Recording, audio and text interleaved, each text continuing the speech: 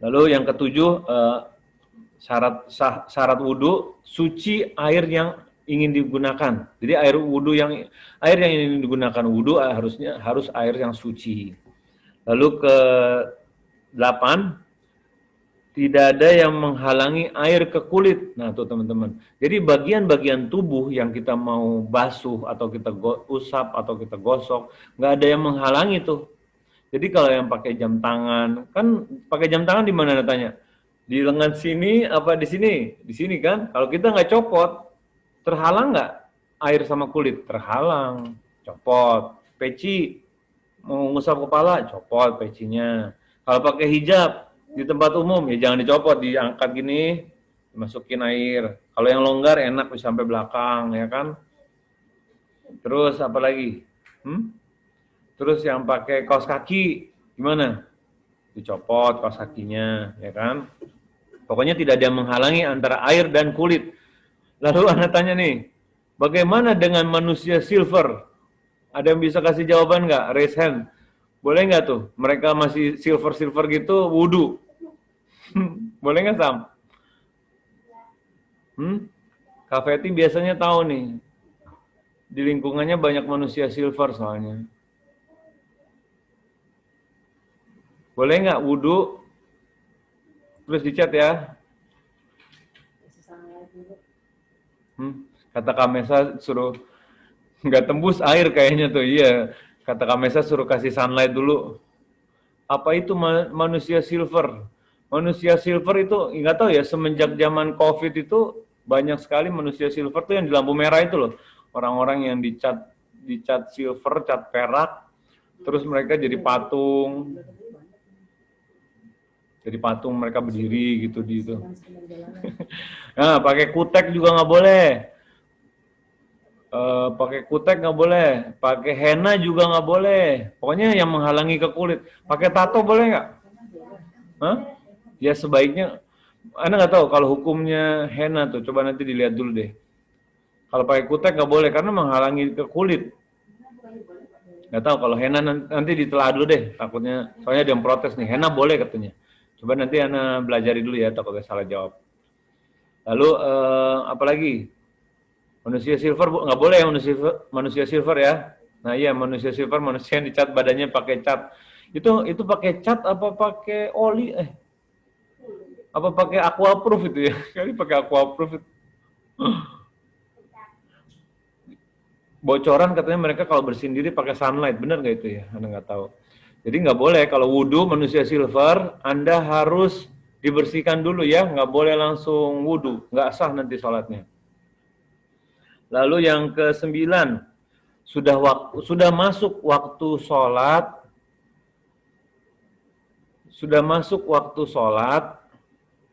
bagi yang sering berhadas, yang suka berhadas, yang suka kentut, yang suka pipis. Nah, sebaiknya mereka itu harus mereka itu sebaiknya udah masuk waktu sholat baru wudhu. Karena kalau mereka dari 2 jam sebelum masuk waktu sholat udah wudhu dan berhadas, akhirnya apa? Bolak-balik, airnya terbuang-buang, ya kan? Nah, itu tadi tuh syaratnya berwudhu tuh.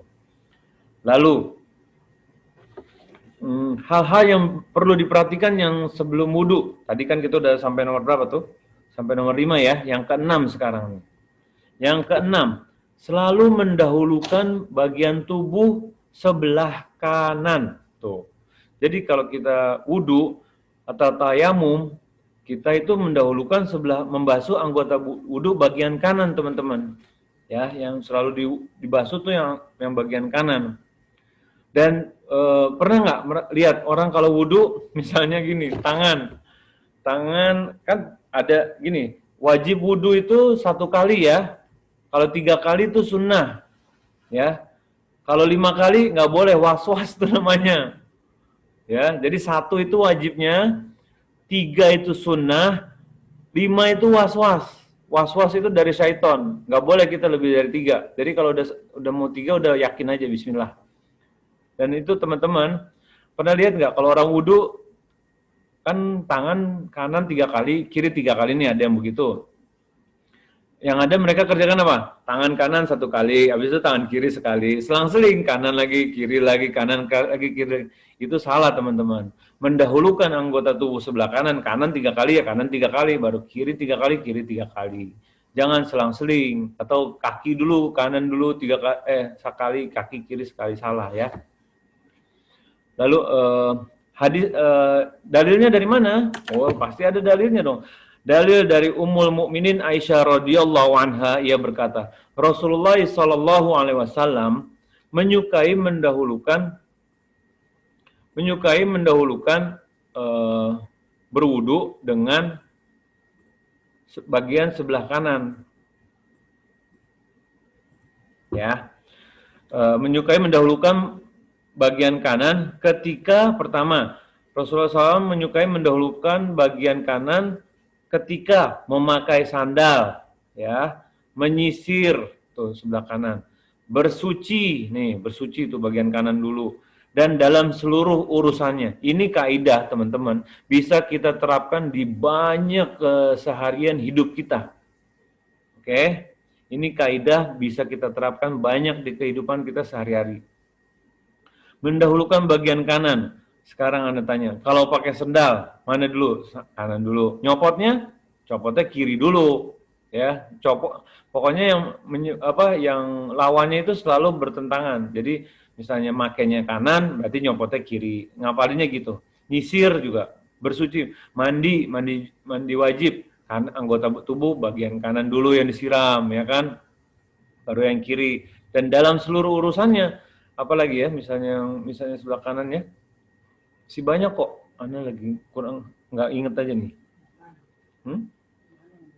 Kalau makan ya udah pasti tangan kanan. Nah, buka baju, pakai baju kanan dulu, pakai baju, masukin lengan kanan nih, kanan masukin, baru kiri masukin, ya kan?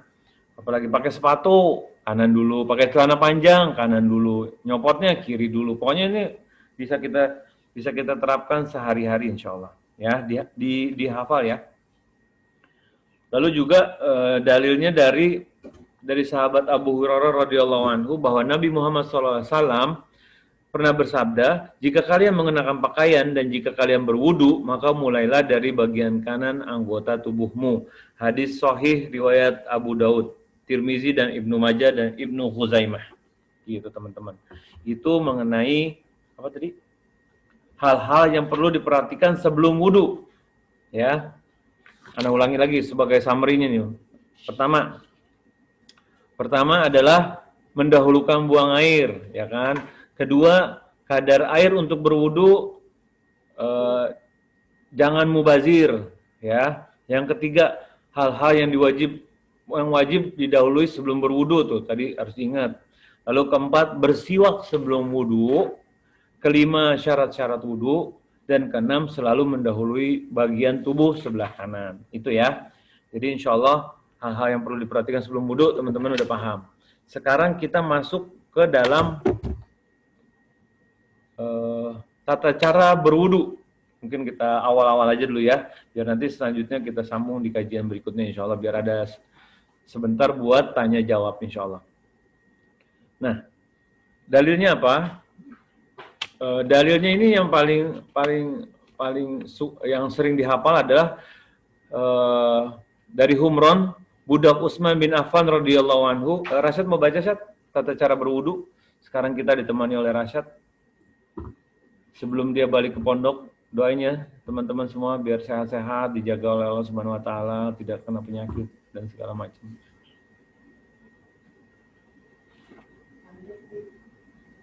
Oh, sebentar. Mana Rasyad?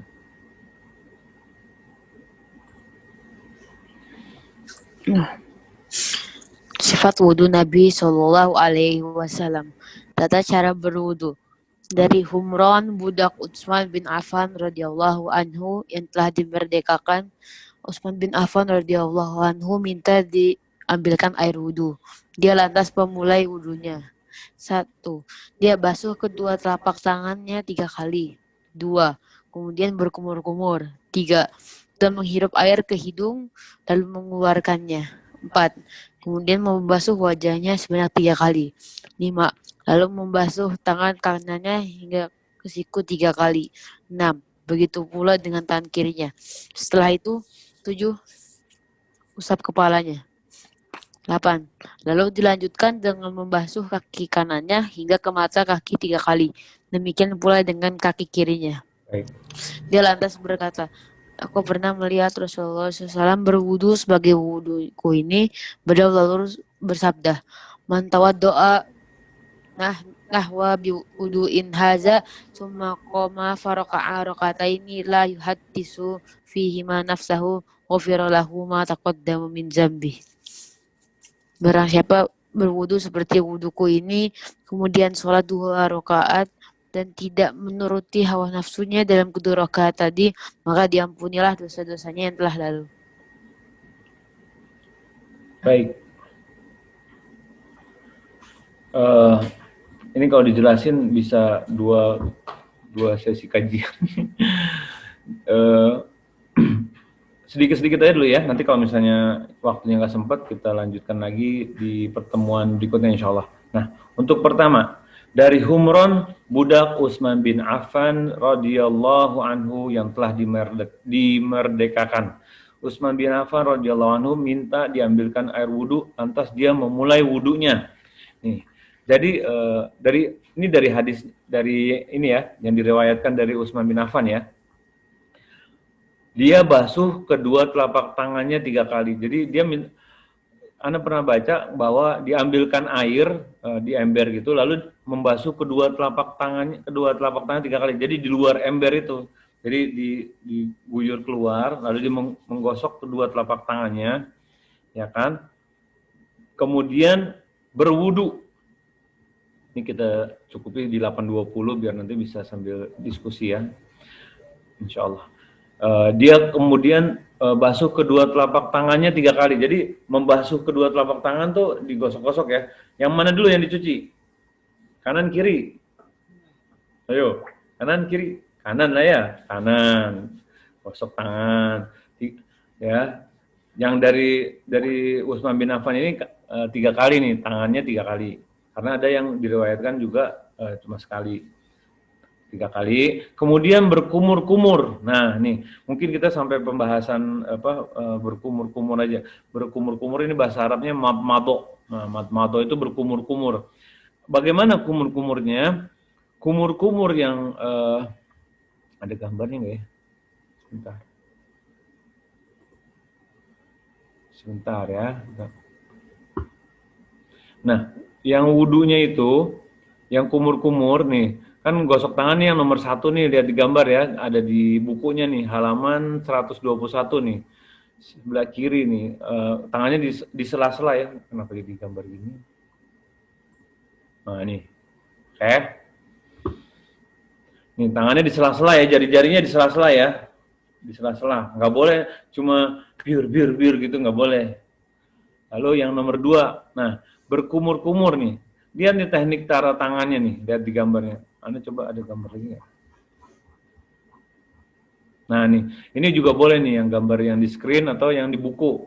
Jadi caranya airnya nggak usah banyak teman-teman. Airnya tuh secukupnya aja. Air yang bisa ditampung sama telungkup tangan kita ini, bukannya harus berlebihan. Dan sebenarnya yang digambar ini benar apa salah nih? Coba lihat yang digambar. Yang bapak-bapak pakai baju putih, celana biru, benar salah nggak nih? Menurut Ana salah nih. Ayo, ada yang bisa jawab nggak? Kalau ada yang bisa jawab, dapat poin. Dapat poin. Boleh belanja di Alfamart terdekat. Salah, kenapa salah? Nah, benar Rasyad. Karena kerannya, coba lihat. Kerannya kebuka tuh teman-teman tuh, ketika dia lagi wudhu gitu. Sebenarnya dia bisa pakai nggak tuh kerannya? Ketika dia lagi melakukan itu, kerannya bermanfaat nggak? Air yang keluar bermanfaat nggak? Enggak. Jadi sekarang pemahamannya, setiap kita berwudu, habis ngambil air, matiin airnya pakai tangan kiri. Misalnya habis cuci tangan nih, nyalain kerannya, cuci tangan. Udah selesai, matiin. ambil air kan, ambil air, matiin kerannya. Habis ambil air, yang tangan kiri matiin nih. Tangan kiri ini selalu aktif bekerja mematikan keran. Ingat, tangan kiri selalu aktif mematikan keran. Tangan kiri selalu, ini Anda lagi mendokter nih, tangan kiri selalu aktif mematikan keran. Karena di gambarnya aja salah. Matikan keran, jadi ambil nih tangan nampung, tangan kiri tuh udah masuk tampungan. Ini coba dipraktekin ya, insya Allah ya. Nanti kan mau tidur sunnahnya berwudu. Jadi kalau sunnahnya berwudu, nanti coba dipraktekin. Tangan ngambil air, habis ngambil tangan kiri jebret, langsung matiin keran. Ini tangan udah siap ke mulut. Nah, yang pertama kalau Ana tuh mulut, jadi kan udah ada air, Ana masukkan dulu ke mulut. Mulut kan perlu lebih banyak daripada hidung, bukan hidung perlu lebih banyak. Jadi masukin dulu ke mulut. Ini nggak bisa praktek sih kita ya. Live gitu di ini tempat wudhu. Jadi ini ada airnya nih contohnya, ini ada airnya, masukin dulu gini ke mulut, mulutnya masuk. Kalau mulut udah masuk air, baru kita naikin sedikit, hidungnya menghirup gitu. Jadi bukan terbalik, bukan ke hidung dulu banyak, baru mulut. Itu bisa keselak kalau kayak gitu. Ya. Jadi mulut dulu, mulut udah lebih, jadi pastikan air yang masuk ke mulut lebih banyak daripada ke hidung. Ini perlu pembiasaan, dan kadang hidung kaget, karena apa? Karena kita nggak biasa masukkan air ke dalam hidung, ya kan? Bayangan langsung ke depan kayak orang mau tenggelam. Tapi coba aja, dan itu faedahnya banyak secara kesehatan. Ana sempat lihat, jadi itu kayak apa sih itu? Gurah-gurah apa? Gurah mandiri gitulah istilahnya, gurah, iya, bisa membantu. Kan kadang di hidung banyak kotoran, dengan dimasukin air gitu kan debu-debunya keluar gitu. Jadi afwan yang banyak kotoran hidungnya tuh biasanya istinsyaknya tidak dikerjakan. Karena kalau kita masukkan air itu keluar juga tuh kotoran debu-debu yang di dalam hidung. Tapi jangan terlalu kencang juga buat yang masih baru, karena bisa keselak dan rasanya nggak nyaman. Tapi pelan-pelan aja dulu biasain. Jadi pertama ambil pakai tangan kanan. Kalau yang bersih selalu gunakan tangan kanan ya. Buangnya pakai tangan kiri. Jadi istinsyak itu masukkan, istinsar itu mengeluarkan. Jadi masukinnya tadi ya. Tangannya bikin mangkok gitu, masukin mulut dulu agak banyak, sisain buat hidung. Seret gitu. Ntar baru buangnya tangan kiri. Nah, gitu. Nanti abis itu kayak gitu ya. Itu namanya istinsyak dan istinsar. Dan pastikan kerannya sudah dimatikan. Selanjutnya nanti aja ya. Kita lanjutkan hari Rabu insya Allah ya. Ntar kita lanjutkan dengan bahas wajah, lalu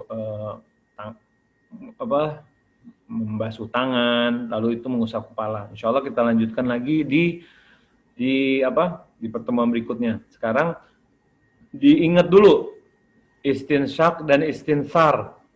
Istinsyak dengan tangan kanan memasukkan, istinsar dengan tangan kiri mengeluarkan. Jadi bukan berarti udah masuk di hidung terus dibiarin, enggak, dikeluarin kayak buang ingus gitu ya, maaf ya. Diingat ya. Jadi mulai sekarang yang belum melakukannya, bila ingin mengerjakan wudhu sebagaimana contoh dari Nabi Muhammad SAW, kita mengerjakannya dengan istinsyak dan istinsar. Perlu dalilnya, nih dalilnya banyak nih. Mana ya? Hadisnya tuh sampai ada 6 hadis teman-teman. Anda sebutkan satu dulu ya. Hadis dari Amr bin Yahya rahimahullah disebutkan. Mana tadi? Oh bukan, hadis dari ini aja dari Nabi Muhammad SAW ya. Hadis dari sahabat Abu Hurairah radhiyallahu anhu bahwa Nabi Muhammad SAW bersabda, apabila salah seorang dari kalian berwudu, maka hiruplah air ke dalam hidungnya, kemudian semburkanlah. Hadis ini sahih, riwayat Bukhari, Muslim, dan Abu Dawud. Tuh, banyak teman-teman. Lalu ada juga dari para sahabat juga, lalu dari Amr bin Yahya juga. Nah ini juga nih, dari Aisyah. Dari sahabat Abdullah bin Zaid al-Ansari bahwa pernah dikatakan kepadanya, contohkanlah kepada kami tata cara wudhu Rasulullah SAW. Lalu ia meminta air di dalam bejana dan seterusnya. Karena zaman Nabi Muhammad SAW nggak ada keran kayak kita, teman-teman. Jadi kalau mau wudhu itu harus pakai apa? Pakai bejana, pakai ember, pakai syok, pakai mut. Nah, pakai itu kalau mau wudhu. Bukannya kayak kita udah ada keran nempel. Makanya zaman sekarang nih banyak sekali kemudahan dalam beribadah. Jadi rugi kalau kita ibadahnya masih seruntulan, nggak benar, nggak sesuai tuntunan. Zaman Nabi Muhammad SAW mau buang air besar, buang air kecil, ngambil air dulu tuh, bawa pakai ember. Nggak usah zaman Nabi Muhammad SAW deh. Zaman nenek-nenek kita itu masih pakai ember, belum ada keran. Bawa ke ini, nimba dulu di sumur, ya kan? Sekarang kita tinggal nyalain keran. Dan masih tetap nggak mau sholat tahajud, masih mau sholat nunda-nunda. Coba kita. Salah kan kalau kayak gitu kan? Sampai mana tadi? Nah, dari Abdullah bin Zaid al-Ansari. Lalu ia berkumur-kumur dan menghirup air ke hidung dari satu telapak tangan dan ia melakukannya sebanyak 3 kali. Nah, tuh. Jadi wajibnya sekali, sunnahnya 3 kali. Malam ini yang paling penting poinnya kita belajar menghemat air, lalu juga dan pastikan air selalu mati kalau kita tidak pakai. Dan yang kedua kita juga belajar istinsyak dan istinsar. Ya, itu paling penting tuh. Yang lainnya juga harus diingat juga ya, jangan sampai lupa. Mungkin untuk malam ini sampai di sini kita lihat yang mungkin ada yang apa? Ada yang bertanya atau apa, jadi biar nanti kita bisa lanjutkan lagi dengan membasuh wajah insya Allah. Basuh wajah juga banyak yang salah. Kadang cuci tangan juga ada yang asal-asalan, nggak ini. Kan rugi. Apa nih? Ya manusia silver memang nggak tembus. Iya, manusia yang dicat badannya pakai cat. Iya, kalau di Paris mungkin pantomim ya, Tante Cinut ya. Iya, warnanya warna pantomim di sana dicat kan. Iya. Rasyad mondok di ini di Sawangan. Tante Arni di Al-Wafi, insya Allah. Mungkin tanggal 13 September dia mau berangkat. Doain ya, insya Allah. Ya, kanan, mulai dari kanan. Benar Bu Aisyah, alhamdulillah udah tahu ya. Pokoknya gini, kalau yang wudhu juga gitu, kalau yang memasukkan atau yang bersih air bersih pakai tangan kanan, yang air kotor pakai tangan kiri, atau mencuci pakai tangan kiri juga, misalnya gosok sela-sela kaki pakai tangan kiri, ya kan? Ngambil air buat istinsyaq tangan kanan, buat buang ingusnya tangan kiri, jangan terbalik ya. Iya bagus menghirup air dalam minum. Nah, tuh katanya kepala jadi fresh, mungkin karena ada air, ada O2-nya ya, mungkin atau Tante Cinut. Dan yang hikmahnya wudhu tuh banyak, memperbaharui semangat. Kita udah bahas tuh pekan kemarin, memperbaharui semangat, ya kan? Terus menghilangkan kotoran, terus menghilangkan bau-bau. Ya kan bau mulut jadi hilang, bau hidung juga jadi hilang. Ada nggak bau hidung? Nah gitu ya. Ada lagi kah yang ingin ditanyakan? Sebelum, kalau memang nggak ada, kita lanjutkan lagi nanti insya Allah hari Rabu. Insya Allah hari Rabu. Oh iya, sama Ana mau tanya nih. Berhubung kita udah halaman 121, kitab kita ini insya Allah sampai di halaman 144, 20 halaman lagi. Jadi kalau misalnya ada masukan, lanjutnya bahas kitab apa, lalu kemarin ada masukan kajiannya sepekan 2 kali aja katanya, hari Senin sama Kamis katanya, sambil mereka puasa Senin Kamis, jadi ngingetnya gampang, karena kadang katanya Om Taufik kalau itu suka lupa gitu kalau nggak dibarengin Senin Kamis, ya Anda nggak masalah kalau kajiannya sepekan 2 kali juga nggak apa-apa. Terus pembahasannya apa? Mungkin kita mau bahas kitab tentang akidah lagi ya insya Allah ya. Jadi kita balik lagi ke akidah, lagi dipilih-pilih sih kitabnya biar nanti bisa mana yang nggak terlalu tebal biar kita bisa lebih istiqomah. Karena takut kalau kitabnya sampai 600 halaman, 1000 halaman, nanti teman-teman, aduh, udah ketinggalan, males deh ngikutinnya gitu, nah sedihnya gitu. Bukannya suuzon sih, maksudnya kita sebagai yang pembelajar awal ini, pemula-pemula ini, kita pakai yang tipis-tipis dulu, yang mudah-mudah dulu, yang sederhana-sederhana dulu, biar nanti kalau kedepannya insya Allah kita bisa lanjutkan sampai yang lebih tebal lagi. Gitu. Baik, alhamdulillah ya, karena memang nggak ada pertanyaan, mungkin kita untuk malam ini kita sudahi sampai di sini. Kalau oh iya, jawab yang pertanyaan kemarin ya. Oh iya Pak Budi kemarin belum message tuh. Qadarullah kitabnya juga habis, jadi mungkin bisa di Tokopedia atau di Shopee mungkin bisa dicari. Ana bisa share linknya sih. Mungkin Pak Budi bisa bisa add di nomor Ana nih. Benar. Bisa Ana bisa ingin ya. Terus kemarin yang pertanyaan tentang kucing. Kucing. Nah, kucing itu kucingnya sendiri ya sebagai makhluk hidup kita udah tahu dong, kemarin kan udah belajar kalau hewannya hidup itu kucing ya maksudnya ya. Kucing itu kan nggak najis ya kan? Karena kucing merupakan hewan yang sering di sekeliling kita dan tidak ada larangan untuk berada di sebelah kucing. Bahkan ada hadisnya, hadis Tirmizi bahwa kucing itu adalah hewan yang ada di sekeliling kita.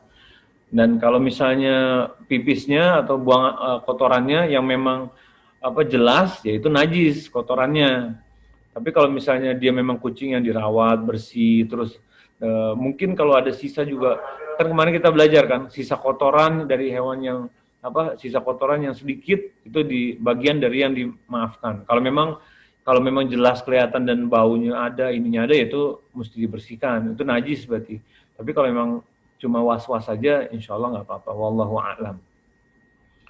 Nah, jadi gitu ya. Kucingnya nggak najis, tapi kalau dia memang di badannya nempel kelihatan kotorannya ya, dan dia nempel di sejadah kita ya kita hukumi najis saja. Dan memang lebih afdol sih bukannya menyarankan nggak boleh pelihara kucing, tapi karena gini, kita masih banyak amal soleh yang kita mesti kerjain gitu kan. Kalau kita menyibukkan diri dengan kucing, akhirnya zikirnya ya bukannya ini, mungkin kalau kita nggak pelihara kucing mungkin zikirnya bisa lebih banyak, baca Qurannya lebih banyak gitu kan, karena dibanding kita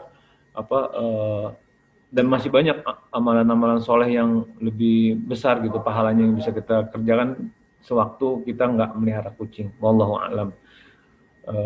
Gitu ya, mungkin sekian yang bisa disampaikan untuk malam ini, semoga bermanfaat. Mohon dimaafkan kalau ada yang salah-salah kata atau manusia silver, Anda juga mohon maaf, bukannya ini kalau mau wudhu harus cuci dulu ya pakai sunlight ya, nggak boleh sembarangan. Yang henna nanti ditelaah dulu pembahasannya, mungkin nanti kita lihat hari Rabu nanti pembahasannya. Kita tutup dengan doa kafaratul majlis. Subhanakallahumma wa bihamdik, asyhadu an la ilaha illa anta, astaghfiruka wa atubu ilaik. Assalamualaikum warahmatullahi wabarakatuh.